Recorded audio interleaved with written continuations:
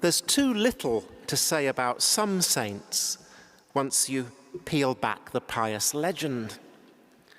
Not so with St. Augustine. What do you say about a saint who wrote so much, who came to shape Catholic Christianity so profoundly?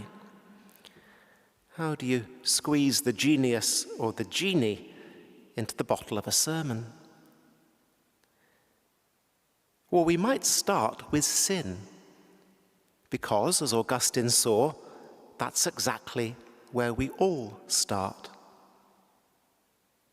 When Augustine became a bishop in the North Africa at the end of the 4th century, Christians agreed on the ubiquity of sin in a fallen world, but not on how we come to sin.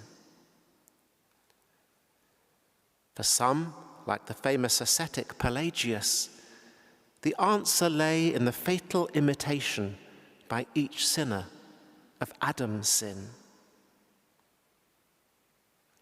But Augustine saw that we all enter life as damaged goods, our natural drives already out of sync, incapable of that unity that our Lord speaks of in this morning's Gospel. An inherited flaw leaving us prone to sin, incapable of justice or unity by our own efforts. And Augustine therefore championed infant baptism, the fundamental power of God's grace in the sacrament to root our moral life and growth. But if we're to live and grow, we have to also know who we are, what we're here for, where we're going. And again, it's Augustine as the author of the Confessions that helps us to find our way, gives us a particular sense of moral responsibility and choice, those things that require a struggle with our own divided heart and the need by grace to square up to our willful habits. Who else has done so much to sharpen our sense of dependence on God's grace to move our hearts? And Augustine argued that I cannot know who I really am if I do not know the God who makes me, and if I do not learn to see myself and others through God's eyes. Only that gives us both the courage and the freedom from despair to actually see ourselves for who we are, sinners profoundly loved by God. And that grounds the vitality of prayer. Where then, as we learn who we are, where do we find the strength to go forward from God? Where is God's help to be taken and seized hold of?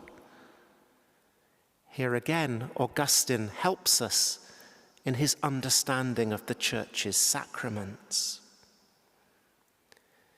He had to deal with schismatic Christians who held to an old-fashioned idea that a sinful priest simply could not communicate God's goodness.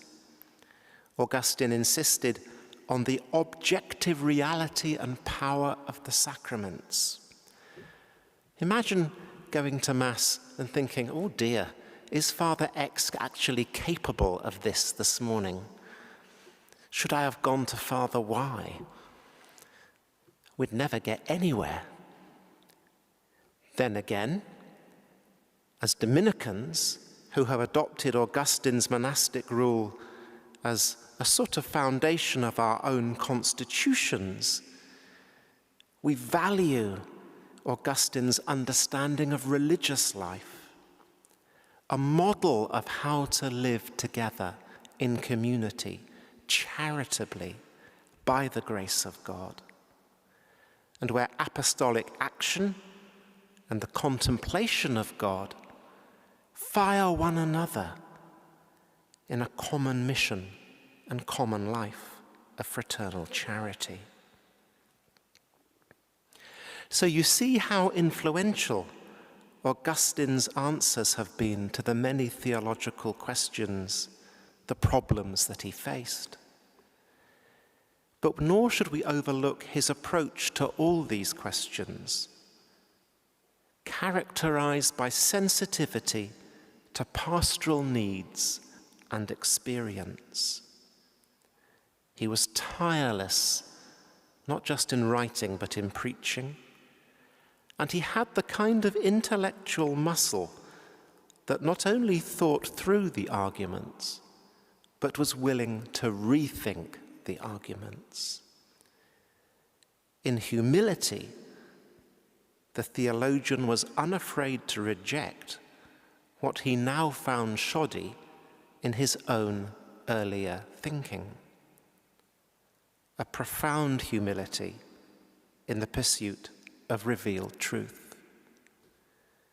We honor him as a great doctor of the church, but one who never forgot his own ignorance.